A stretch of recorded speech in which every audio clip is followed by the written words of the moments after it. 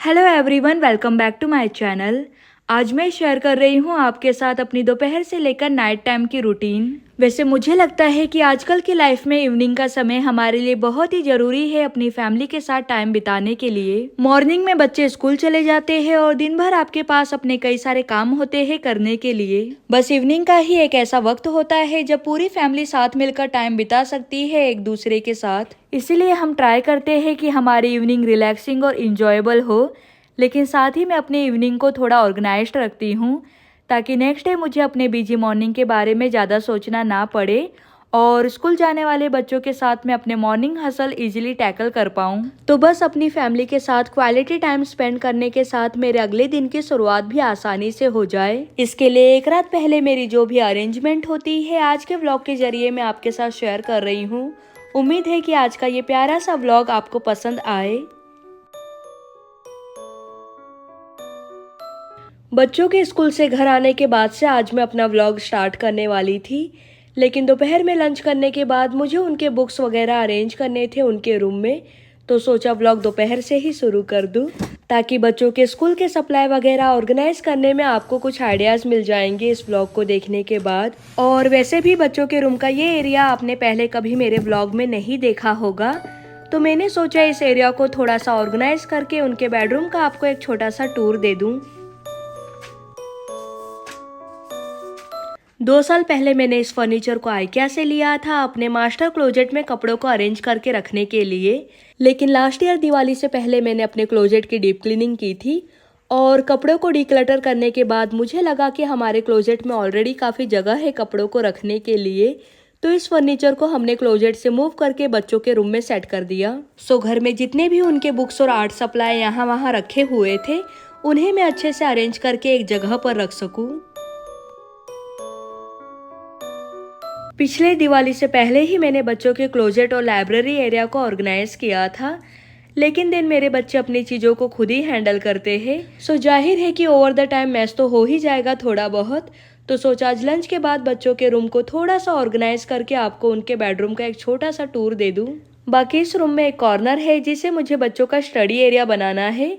वैसे फिलहाल तो मैंने बस कॉर्नर में एक टेबल और 2 चेयर्स रखा है बच्चों के स्टडी के लिए, लेकिन आने वाले महीनों में इस कॉर्नर के वॉल्स पर हमें कुछ सेटअप करना है जो कि आपको मैं अपने किसी अगले व्लॉग में दिखाऊंगी। 2 दिन पहले मैं इंडियन स्टोर गई थी, कुछ दालें और मसाले लेने थे मुझे, और वहां से मैं सब्जियां भी लाई थी जिन्हें मैंने धोकर परसों रात में ही फ्रिज में रख दिया। बस ये ड्राई मसाले और अनाज रखना बाकी था, तो फिलहाल यहाँ मैं उन्हें ही रख रही हूँ कंटेनर्स में।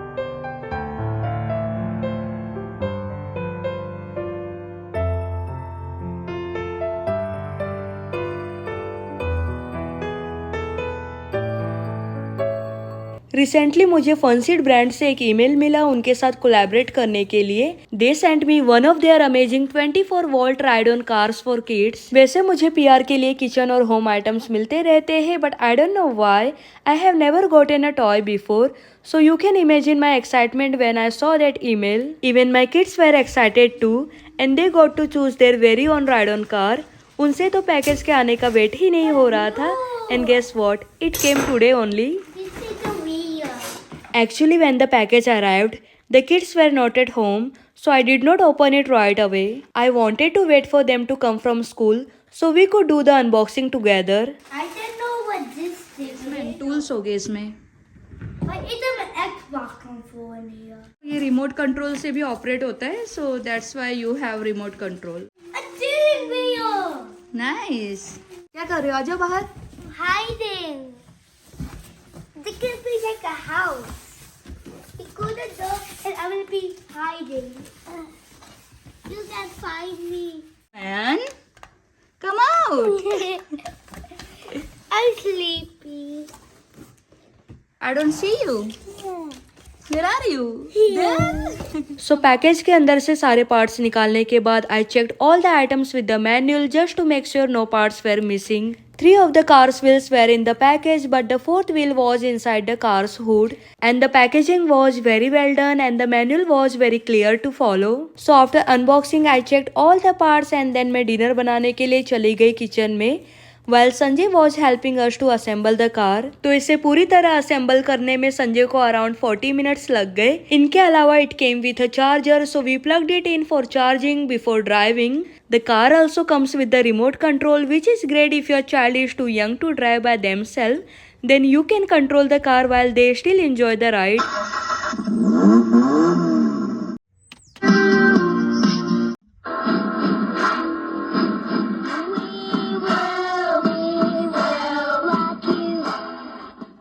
This car has a Bluetooth stereo so your child can enjoy their favorite music while driving. Other than that, I always wanted to invest in off-road toy vehicles or ride-ons so my kids can play with them in our backyard. This car comes with two 200 watts motors, making it perfect for riding on grass and dirt so my kids can easily use it in the backyard. Also, it comes in a different colors as well, which you can check out on their website. इस car के link मैंने आपके साथ नीचे description box में share कर दिया है, तो इनकी वेबसाइट पर विजिट जरूर करना. When I wake up, I feel cozy, yeah.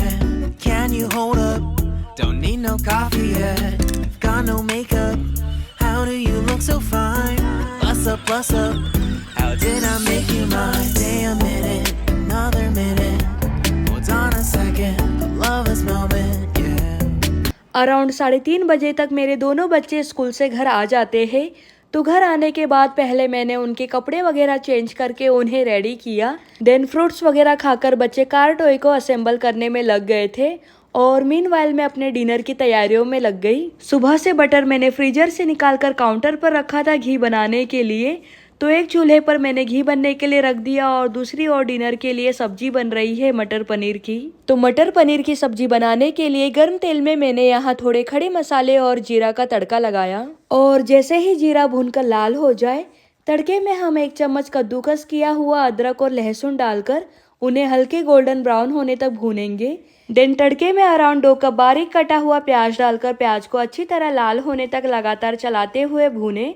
प्याज के लाल हो जाने पर तड़के में हम अराउंड 1 कप हरे मटर ऐड करके स्लो टू मीडियम आंच पर मटर को 4 से 5 मिनट के लिए भूनेंगे. देन आधी छोटी चम्मच हल्दी पाउडर, 1 चम्मच गरम मसाला और 1 छोटी चम्मच लाल मिर्च पाउडर के साथ थोड़ा सा हिंग तड़के में डालकर केवल 30 सेकंड के लिए मसालों को धीमी आंच पर भूने. मसाले जले नहीं, इसलिए मसालों के साथ मैंने थोड़ा सा पानी ऐड कर दिया. देन पानी ऐड करने के बाद मसालों को हम धीमी आंच पर 2 मिनट तक भूनकर उसमें स्वाद अनुसार नमक ऐड करेंगे. साथ ही मैंने मसालों में 2 टमाटर की प्यूरी ऐड करके धीमी आंच पर मसालों को पकने के लिए रख दिया. टमाटर की प्यूरी को हमें तेल अलग होने तक स्लो टू मीडियम आंच पर भूनना है. देन जैसे ही मसाले अच्छी तरह भून जाए, मसालों में यहाँ मैंने 1/4 कप काजू की प्यूरी ऐड कर मसालों को धीमी आंच पर ढककर 2 से 3 मिनट के लिए पकने के लिए रख दिया. और जब भी मैं इंडियन ग्रोसरी के लिए जाती हूँ, वहाँ से मैं पनीर लेकर आती हूँ बल्क में.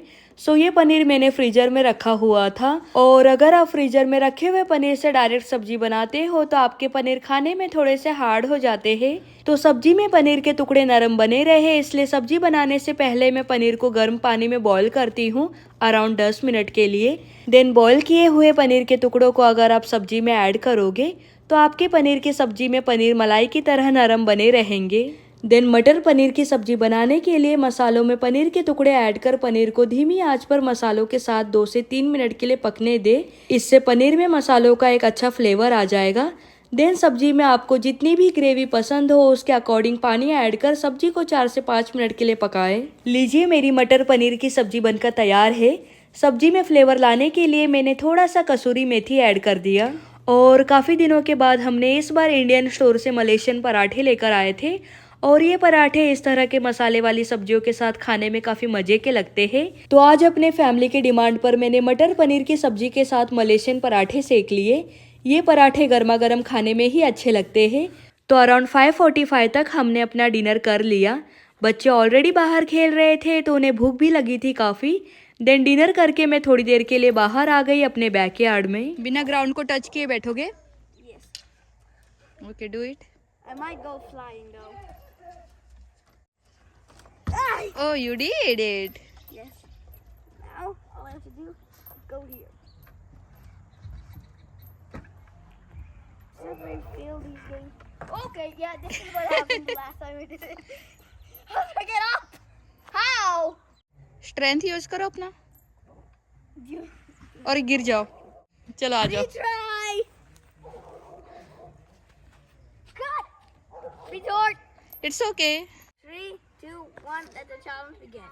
Time to 2. I was right. Every 3 times I do it, one of them is a fail. जैसा कि मेरे बच्चे जानते हैं कि मैं व्लॉग बनाती हूँ, तो आजकल वो कुछ भी नया करते हैं तो मुझे कहते हैं कि मैं उन्हें रिकॉर्ड करूँ और अपने व्लॉग में उनके ग्लिम्स दिखाऊं। और 5 बजे से मैंने घी ठंडा होने के लिए रखा था किचन काउंटर पर, तो घर आकर घी को मैंने कंटेनर में खाली कर दिया और जो रेसिड्यू बचा था घी का उसे मैंने एक छोटे से कंटेनर में खाली करके फ्रिज में रख दिया। बच्चों के लंच के लिए जो पराठे बनेंगे ये उसमें काम आ जाएगा। बाहर का मौसम आजकल काफ़ी अच्छा हो गया है, दिन भी थोड़े लंबे होने लगे हैं तो 7:30 से पहले अब अंधेरा नहीं होता, वरना तो सर्दियों में यहाँ 5 बजे ही रात हो जाती थी। और जब तक बच्चे स्कूल से घर आकर रेडी होते खेलने के लिए बाहर धूप ही चली जाती, लेकिन आजकल अच्छा खासा टाइम मिल जाता है बच्चों को स्कूल से घर आकर बाहर खेलने के लिए। वैसे अभी 7 बजने वाले थे तो मैंने सोचा बच्चों को बुला लूँ घर के अंदर। स्मैन को थोड़ा होमवर्क करवाना था, देन इन्हें सोने से पहले टीवी देखना होता है थोड़ी देर के लिए। लेकिन बाहर जाकर देखा तो ये लोग रेडी थे बैडमिंटन के साथ। वैसे मुझे और संजय दोनों को ही बैडमिंटन खेलना पसंद है और अब तो हमें खेलते हुए देख बच्चे भी थोड़ा बहुत सीख गए हैं खेलना, तो बाहर जाकर मैंने भी उन्हें ज्वाइन कर लिया।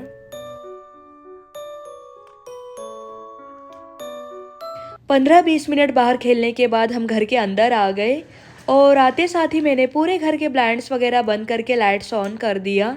मीनवाइल संजय बच्चों का होमवर्क करवा रहे हैं और अब मैं किचन का थोड़ा अपना काम देखूंगी। Where have you been? We miss you. Guess she couldn't live. Oh, eat the bread.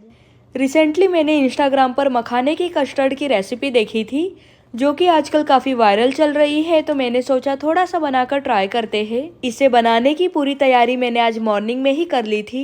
तो आज सुबह ही कस्टर्ड बनाने के लिए सबसे पहले मैंने 2 कप मखानों को 4 से 5 मिनट के लिए धीमी आंच पर भून लिया ताकि मखाने थोड़े ताजे और क्रिस्पी हो जाए। साथ ही 1/4 कप काजू और बादाम ले ले। अब यहाँ मैंने अराउंड 3 कप दूध मखानों में ऐड कर दिया। साथ ही थोड़ा सा इलायची और केसर डालकर इन सारे नट्स के साथ मैंने दूध को मीडियम से तेज आंच पर बॉईल कर लिया। अब स्टोव को बंद कर दूध को पूरी तरह से ठंडा होने दे और जैसे ही दूध ठंडा हो जाए इन्हें पीसकर इसमें अगर आप चाहो तो आपके स्वाद के अनुसार जितना भी मीठा आपको पसंद हो उसके हिसाब से चीनी या जैगरी पाउडर मिला ले। मीठा नहीं खाते हो तो चीनी स्किप कर देना।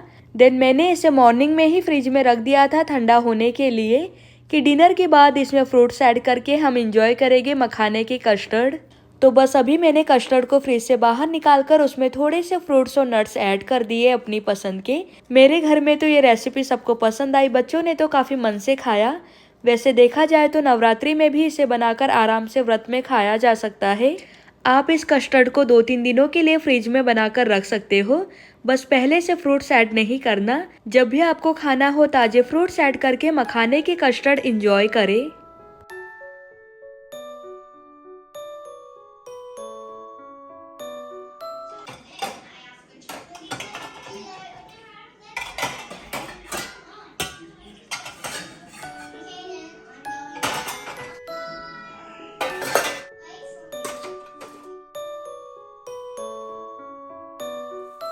दो दिन पहले ये करी लीव्स में इंडियन स्टोर से लेकर आई थी और उसी रात मैंने इसे अच्छी तरह धोकर देन दूसरे दिन सूखने के लिए बाहर धूप में रख दिया। अब ये अच्छी तरह ड्राई हो गए हैं तो इन्हें मैं एक कंटेनर में भरकर रख रही हूँ।